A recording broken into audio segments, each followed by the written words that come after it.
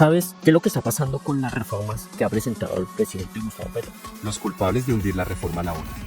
La reforma laboral está casi un día y la reforma a la salud estancada. Lleva muchísimo tiempo. Esta reforma es una de las reformas más polémicas que ha tenido, pues yo creería que la historia de Colombia. Nunca había pasado eso, simplemente con este gobierno. La Junta Médica Nacional anunció en las últimas horas el respaldo al proyecto de reforma a la salud, radicado ante el Congreso de la República en los últimos días. Gilberto Valencia, ¿cuál es la importancia de ese apoyo? Adelante. La intermediación financiera y la gobernanza burocrática, desconociendo la obligación del Estado. La Junta Médica algunos meses atrás había expresado su desacuerdo con el borrador de la reforma donde cuestionaban la administración de los recursos al considerar que no había un cambio real.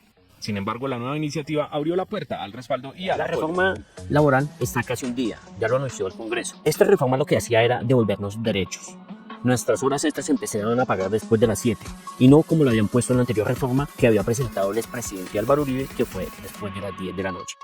Ah, caray, eso sí me interesa. Y nos iban a devolver nuestros derechos laborales, esos que nos quitaron anteriormente. Como le dije, el expresidente Álvaro Uribe. A Colombia lo está matando la pereza. Lo que tenemos que hacer en modificación de jornada de trabajo es recortar la jornada de sueño, es recortar la jornada de vacaciones, es recortar la jornada de festivos. Pero acá es donde decimos, ¿vamos a dejar que nos sigan quitando lo poco que tenemos? Aquí les pregunto, ¿qué hubieran hecho ustedes? Pues la reforma laboral nos devolvía todos estos derechos. Nos devolvía horas extras, nos devolvían un trato digno. Las reformas que presenta el presidente Gustavo Petro casi todas las tienen un día estancada. La anterior, la reforma a la salud, la hundieron toda. Pero cuando llega a pasar, la toma la Corte. Y la Corte también la estanca ahí o hunde las cosas, o hunde los decretos. Un ejemplo es el de La Guajira. La emergencia social que decretó el presidente Gustavo Petro, pues la hundió la Corte Constitucional diciendo que era inconstitucional esto.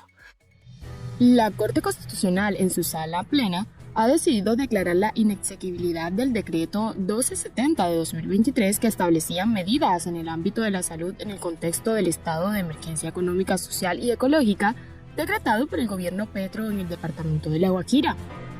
Esta declaración de inexequibilidad tiene efectos retroactivos. Además, la Corte también ha resuelto declarar la inexequibilidad con efectos inmediatos de otros 4 decretos gubernamentales destinados a la gestión de recursos para la mencionada región. Estos decretos son el 1268 de 2023, relacionado con medidas para la recuperación de las salinas marítimas de Manaure, el 1271 de 2023, que aborda la asignación y modificación de obligaciones en los permisos para el uso del espectro radioeléctrico en el sector de las tecnologías de la información y las comunicaciones. El 1278 de 2023, que trataba medidas de emergencia en cuestiones culturales para la protección de la riqueza de la cultura del pueblo wayuu. Y finalmente, el decreto 1274 de 2023, que se referiría a la creación de una institución de educación superior indígena para el pueblo wayuu. A partir de ahora, el gobierno tendrá un año para ajustar todos estos elementos que quedaron en el limbo tras el fallo de la Corte Constitucional, que fue contundente al resaltar que se debe trabajar de la mano con el Congreso para solucionar la crisis en La Guajira concertadamente. Muchas son las reacciones que ha dejado esta decisión, a favor y en contra del presidente Gustavo Petro. Pues acá es donde decimos inconstitucional ayudar a la gente. Se supone que la Corte está para velar por la Constitución y los derechos de las personas. Pero pues digamos que la Corte en este caso está simplemente actuando de opositor, lo mismo que el Congreso, lo mismo que todas estas personas que han gobernado durante muchos años. Pues aquí hay como una confrontación de poderes, la izquierda y los de la derecha, los que siempre han gobernado. Del pueblo no se deja comer el cuentico de lo que nos dicen los medios de comunicación, RCN, Caracol, Semana y todos esos medios de comunicación tradicionales de ultraderecha, porque es que estos medios de comunicación son de los poderosos, son de los grandes de Colombia, los que siempre han tenido el poder, la riqueza, y el pobre siempre allá abajo. ¿Usted qué piensa? ¿Es verdad o no es verdad? Sociedad colombiana fue embrutecida a través de RCN y Caracol. Aquí no hay ningún medio de comunicación que sea de la persona que madruga todos los días a las 5 o 6 de la mañana a trabajar y llega a las 9, 10 de la noche. Acá no hay ningún medio de comunicación de la persona que vende tintos. No, esos son de los poderosos, son de los que tienen muy buen dinerito. pues todos estos medios, pues obviamente que dan noticias a favor de sus dueños, obviamente, porque pues ellos son los dueños. Pero pues ahí es donde viene el punto, no nos debemos dejar de creer de esos medios de comunicación. Creo que una parte importante es como leer, investigar un poco más.